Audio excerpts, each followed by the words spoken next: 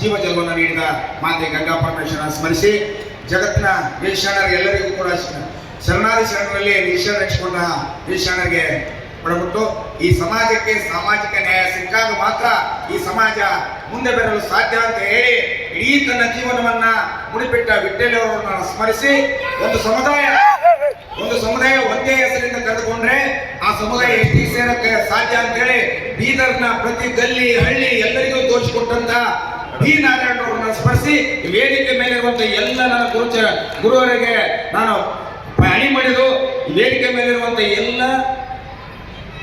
ಮೇಲಿರುವಂತಹ ಎಲ್ಲ ಸಚಿವರುಗಳಿಗೂ ಶಾಸಕರಿಗಳಿಗೂ ಮತ್ತು ನನ್ನ ಸಮುದಾಯದ ಬಂಧು ಬಾಂಧವರಿಗೂ ಮತ್ತು ವೇದಿಕೆ ಮೇಲಿದ್ದ ಅಧಿಕಾರಿ ವರ್ಗದವರಿಗೂ ಸಮಾಜದ ಎಲ್ಲ ಹಿರಿಯರಿಗೂ ನಮ್ಮೆಲ್ಲರಿಗೆ ಸ್ಫೂರ್ತಿ ನೀಡಿದಂತ ತಮ್ಮೆಲ್ಲರಿಗೂ ಕೂಡ ತಮ್ಮ ಪಾದಗಳಿಗೆ ಅಣಿ ಮಾಡಿದು ಇವತ್ತು ಸಮುದಾಯ ಯಾವ ಹಂತದಲ್ಲಿದೆ ಅಂತಂದ್ರೆ ಒಂದು 5 ನಿಮಿಷ ಟೈಮ್ ಕೊಟ್ರೆ 5ಕ್ಕಿಂತ ಕಮ್ಮಿಯಲ್ಲಿ ಮಾತಾಡುವಂತ ಪ್ರಯತ್ನ ಮಾಡ್ತೀನಿ.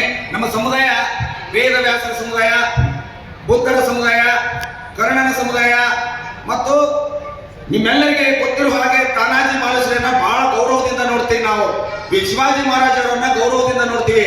ಆ ಶಿವಗಡವನ್ನ ಗೆದ್ದು ಕೊಟ್ಟಂತ ತಾನಾಜಿ ಮಾಲುಸರೆ ಕೋಳಿ ವಂಶಸ್ಥರು ನಾವು ಅಂತ ಹೇಳಕ್ಕೆ ಹೆಮ್ಮೆಯಿಂದ ಇಷ್ಟಪಡ್ತೇನೆ. ಇವತ್ತು ನಾನು ನೇರವಾದ ವಿಷಯಕ್ಕೆ ಬಂದ್ಬಿಡ್ತೀನಿ. ನಾವು ಸಂವಿಧಾನಾತ್ಮಕವಾಗಿ ಬಾಬಾ ಸಾಹೇಬರ ಅಂಬೇಡ್ಕರ್ ಅವರನ್ನ ನೆನೆಯದೆ ಹೋದರೆ ನಮಗೆ ಮುಕ್ತಿ ದೊರೆಯುವುದು ಅಂತ ನಾನು ಭಾವಿಸುತ್ತೇನೆ. ಯಾಕಂದ್ರೆ ಸಂವಿಧಾನ ರಚನೆ ಸಂದರ್ಭದಲ್ಲಿ ಅನೇಕ ಪದಗಳು ಸೇರಿದ್ದು ಉಳಿದ ಪದಗಳಿಗೆ ಎಸ್ಟಿ ಸೇರಿಸಬೇಕು ಅನ್ನೋ ಒಂದೇ ಕಾರಣಕ್ಕೆ ಅಥವಾ ಎಸ್ಸಿ ಸೇರಬೇಕು ಅನ್ನೋ ಒಂದೇ ಕಾರಣಕ್ಕೆ ಆರ್ಟಿಕಲ್ 341, 42 ಸಂವಿಧಾನದಲ್ಲಿ ಅಳವಡಿಸಿ ಕೊಟ್ಟರು. ಆನಂತರ ನಮ್ಮ ಜೊತೆಗೆ ಅನೇಕ ಸಮುದಾಯಗಳಿದ್ದು ಪಿಟಿಎಲ್ ಬ್ಯಾಕ್ವರ್ಡ್ ಟ್ರೈಬ್ ಅಲ್ಲಿ ನಮಗೇನು ಗೊತ್ತಾ, ಸುಂದರ ಮನೆಯನ್ನ ಕಟ್ಟಿಕೊಡುವಂತ ಒಟ್ಟರ ಸಮುದಾಯ, ಸೋದರ ಸಮುದಾಯ ನಮ್ಮ ಜೊತೆಗಿತ್ತು ಬ್ಯಾಕ್ವರ್ಡ್ ಟ್ರೈಬ್ ಅಲ್ಲಿ. ಅದರ ಜೊತೆ ಇವತ್ತೇನು ನಾಯಕ ಲಂಬಾಣಿ ಅಂತ ಕರಿತೀವಿ, ಅವರು ಕೂಡ ನಮ್ಮ ಜೊತೆ ಬ್ಯಾಕ್ವರ್ಡ್ ಟ್ರೈಬ್ ಅಲ್ಲಿ ಇದ್ರು. ಅದೇ ಜೊತೆ ನಮ್ಮ ಮದುವೆ ಸಮಾರಂಭಗಳಿಗೆ ಸನಾದಿಯನ್ನು ಬಾರಿಸುವಂತ ನಮ್ಮ ಸೋದರ ಸಮುದಾಯ ಅದು ಕೂಡ ನಮ್ಮ ಜೊತೆಗಿತ್ತು. ಅಷ್ಟಿಷ್ಟೇಕೆ ಇವರೆಲ್ಲರೂ ಕೂಡ ಎಸ್ಟಿ ಸೇರ್ಪಡೆ ಆದ್ರು, ನಾವು ಕೂಡ ಬ್ಯಾಕ್ವರ್ಡ್ ಟ್ರೈಬ್ ಅಲ್ಲಿ ಇದ್ವಿ. ಆದ್ರೆ ನಮ್ಮ ಒಂದು ದುರ್ದೈವ 84ರಲ್ಲಿ ದೇವೇಂದ್ರಪ್ಪ ಗಾಳಪ್ಪ ಅವರ ಕೇಸ್ ಕೂಡ ಬಂತು. ಈ ಸಮುದಾಯವನ್ನ ಎಸ್ಟಿ ಅರ್ಹರು ಅಂತೇಳಿ ಅದಾದ ನಂತರ ಪಿಟಿಎನ್ನ ಅವನೂರು ಆಯೋಗ ಬಂದ ಮೇಲೆ ಬ್ಯಾಕ್ವರ್ಡ್ ಟ್ರೈಬ್ ಅನ್ನ ತೆಗೆದಾಕಲಾಯಿತು. ಅವಾಗ ಕರ್ನಾಟಕದಿಂದ ಯಾವಕ್ಕೆ ಎಸ್ಸಿ ಅರ್ಹತೆ ಇದೆ, ಯಾವುದಕ್ಕೆ ಎಸ್ಟಿ ಅರ್ಹತೆ ಇದೆ ಅನ್ನೋದನ್ನ ಅವನೂರು ಆಯೋಗ ಒಂದು ವರದಿಯನ್ನು ಕೊಟ್ಟಿದ್ದು. ಅದರ ಆಧಾರದ ಮೇಲೆ ಆ ಸಮುದಾಯಗಳ ನಾಯಕರುಗಳು ಒಂದೊಂದೇ ಪದಗಳನ್ನ ಬಳಸಿ ಆ ಸಮುದಾಯಗಳಿಗೆ ಸಾಮಾಜಿಕ ನ್ಯಾಯವನ್ನು ಕೊಟ್ಟರು. ನನ್ನ ಸೋದರ ಸಮುದಾಯ ನೆಲಬೇಟೆಗಾರರು, ಜಲಬೇಟೆಗಾರರು ಎರಡು ಒಂದೇ ಕುಟುಂಬದ, ಒಂದೇ ತಾಯಿಯ, ಒಂದೇ ತಂದೆಯ ಮಕ್ಕಳು. ನೆಲಬೇಟೆಗಾರರು ಕೂಡ 84ರಲ್ಲಿ ಮೊಟ್ಟ ಮೊದಲಿಗೆ ಕೇಂದ್ರಕ್ಕೆ ಫೈಲ್ ಅನ್ನ ಕಳಿಸಿಕೊಟ್ರು.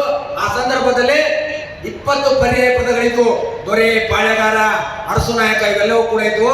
ಕೊನೆಗೆ ಕೇಂದ್ರ ಸರ್ಕಾರ ಇಲ್ಲ, ನೀವು ಬೆಳವಣಿಗೆ ಪದಗಳನ್ನು ಕೊಟ್ಟಾಗ ಮಾತ್ರ ನೀವು ಸೇರಿಸಕ್ಕೆ ಸಾಧ್ಯ ಅಂತ ಹೇಳಿದಾಗ ಆ ಸಮುದಾಯದ ಎಲ್ಲ ಹಿರಿಯರು ಸೇರಿ 7 ಪದಗಳಿಗೆ ಎಸ್ಟಿ ಮಾಡಿಕೊಟ್ರು. ಆದ್ರೆ ನನ್ನ ಸಮುದಾಯದವರು ಎಲ್ಲೋ ವಿದ್ಯಾ ಅರ್ಹತೆ ಕೊರತೆ ಇತ್ತು ಅನ್ನೋ. ಅದಾದ್ಮೇಲೆ ಸಾಹೇಬಣ್ಣ ತಳವಾರಂತ ಸರ್ ಇವರೆಲ್ಲ ಮನೆಯವರು ಜ್ಯೋತಿ ಯಾತ್ರೆ ಮಾಡಿ ವಿಠ್ಠಲರವರು ಕೂಡ ಟೋಕರೆ ಕೋಳಿ ಬಿಟ್ಟು ಹೋದ ಪರ್ಯಾಯ ಪದ ಅಂತ ಕಳಿಸ್ಕೊಟ್ರು. ಆದ್ರೆ ಏನ್ ಮಾಡೋದ್ರಿ, 37 ಪರ್ಯಾಯ ಪದ ಅಂತೇಳಿ ಜಲಬೇಟೆಗಾರರ ಗುಂಪಲ್ಲಿರೋ ಎಲ್ಲಾ ಪದಗಳನ್ನು ಕಳಿಸ್ಕೊಟ್ರು. ಅದರಲ್ಲಿ 2 ಮುಸ್ಲಿಂ ಪದ ಅದಾವ, ದಾಲ್ಚಿ ಮತ್ತು ದಾವತ್ ಅಂತೇಳಿ. ಒಂದು CR ಪದ ಇದೆ, ಅದು ಏನೋ ಆಗಿದೆ. ಇನ್ನು ಮುಂದಾದ್ರೂ ಆಗ್ಬಾರ್ದು ಅಂತಂದ್ರೆ ಅದಕ್ಕೆ ಈಗಾಗಲೇ ಗಂಗಮ್ಮ ಅನ್ನೋದಕ್ಕೆ ಅರ್ಹತೆ ಇಲ್ಲ ಅನ್ನೋದನ್ನ ಎಲ್ಲವರು ಹೇಳಿದ್ದಾರೆ. ಅದನ್ನ ಬದಲಾವಣೆ ಮಾಡಕ್ಕೆ ಒಬ್ರು ಯಾರು ಗಂಡಿದೆಯಾ, ಒಬ್ಬ ನಾಯಕ ಬೇಕಾಗಿತ್ತು. ಅದು ದಿಲೀಪ್ ಕುರಂದವಳಿ ಮುಖಾಂತರ ನಮ್ಗೆ ದೊರಕಿದ್ದಾರೆ. ಮತ್ತು ಕೋಳಿ ಕಷ್ಟ ಅಂತ ಹೇಳಿ ನಮ್ಮ ಇಡೀ ಸಮಾಜವನ್ನು ಕರೆಸಿ ಅದರ ಜೊತೆಗೆ ಎಲ್ಲ ಸಹಕಾರವನ್ನ ಸಮುದಾಯದಿಂದ ತಗೊಂಡು ನಮಗೆ ಎಸ್ಟಿ ಕೊಡೋಕೆ ಪಣ ತೊಟ್ಟಿದ್ದಾರೆ. ಇನ್ನಾದ್ರೂ ಹಿರಿಯರಿಗೆ ವಿಶ್ರಾಂತಿ ಕೊಟ್ಟು ಎಸ್ಟಿ ಫೈಲಲ್ಲಿ ಓಡಾಡ್ತಿರುವಂತ ಎಲ್ಲ ಹಿರಿಯರು ದಯಮಾಡಿ ಈ ಒಂದು ವೇದಿಕೆ ಮೂಲಕ ನಮ್ಗೆ ಹಣೆ ಮಾಡೋದಕ್ಕೆ ಕೇಳ್ತಾ ಇದ್ದೀನಿ. ನಾವು ವಿಶ್ರಾಂತಿ ತೊಗೊಳ್ಳಿ. ಯುವ ಹೃದಯಗಳಲ್ಲಿ ಎಲ್ಲಿವರೆಗೆ ಅಡ್ಡಾಡುವಂತ ಎಲ್ಲರೂ ಇದ್ದಾರೆ. ದಯಮಾಡಿ ರವಿಕುಮಾರ್ ಸರ್ ಅವರು ಯುವಕರಿಗೆ ಅವಕಾಶ ಕೊಟ್ಟು ಸಮಾಜದಲ್ಲಿ ಎಲ್ಲರಿಗೆ ಎಸ್ಟಿ ಕೊಡಿಸುವಂತ ಪ್ರಯತ್ನ ಎಲ್ಲ ವೇದಿಕೆ ಮೇಲೆ ಕೂತಿರುವಂತ ಮಹನೀಯರು ಮಾಡ್ಬೇಕಂತೇಳಿ ನನ್ನ ಮಾತಿಗೆ ವಿರಾಮ ಇಡ್ತಾ ಇದ್ದೀನಿ.